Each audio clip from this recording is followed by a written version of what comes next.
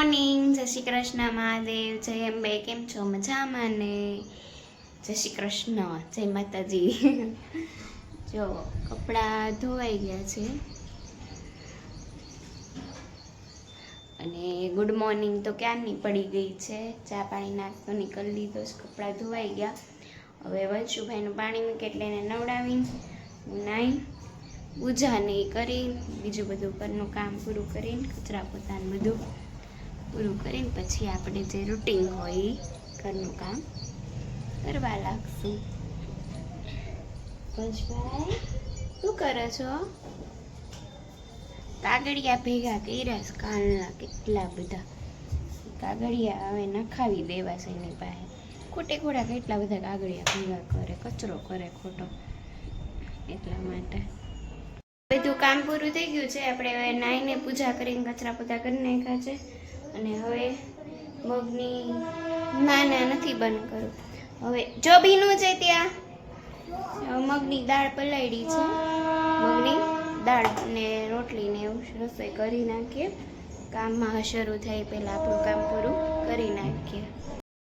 બપોરે પછી જમી કાઢવીને પછી જે કામ હતું એ આખી બપોર કામ નહીં કર્યું. પછી વંશભાઈને હવે બપોર આખી રમ્યો છે, હું મારા કામમાંથી રમ્યો છે ને અત્યારે હવે એકડા કરવા બેઠો છે, લેસન કરવા ભણવા પાટી લઈને. ભાઈ છે ને રોજ લઈને બેઠે કરી પણ ભૂલી જાય છે, એટલે ભૂલી ગયા છે ને એટલે આજ થોડીક રિમાઇન્ડ લીધી છે મેં ભાઈની, એટલે થોડોક મૂડમાં નથી. એટલે હવે એકડા કરીને ઓલું કરે ને ત્યાં હું થોડી ઘણી રસોઈની તૈયારી કરી નાખું, કારણ કે કરીને રાખવી પડે. ક્યારે મીટિંગ આવી જાય હું ઓલું થાય કંઈ ખબર ન રહે, એટલા માટે થોડીક કરી રાખવી પડે રસોઈની તૈયારી. હાલ મને નથી જોવું એકડા કરવા માંડ.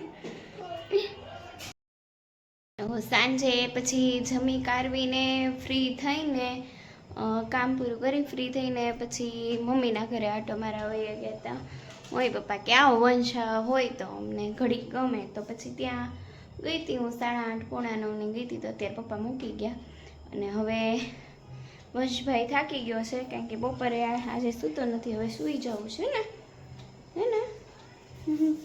એટલે હવે એને સૂઈ જવું છે ને મને તે હવે ઊંઘ આવે છે પણ હુવાન કરી ત્યારે ઊંઘ નથી આવતી, એવું થઈ જાય બધું, આમ થાકી ગયા હોય. એટલે હવે આજનો બ્લોગ અહીંયા એન્ડ કરું છું મિત્રો. જો તમને આજનો બ્લોગ ગમ્યો હોય તો લાઈક, શેર, સબસ્ક્રાઈબ, કમેન્ટ જરૂર કરજો મિત્રો. જય અંબે મહાદેવ, જય શ્રી કૃષ્ણ.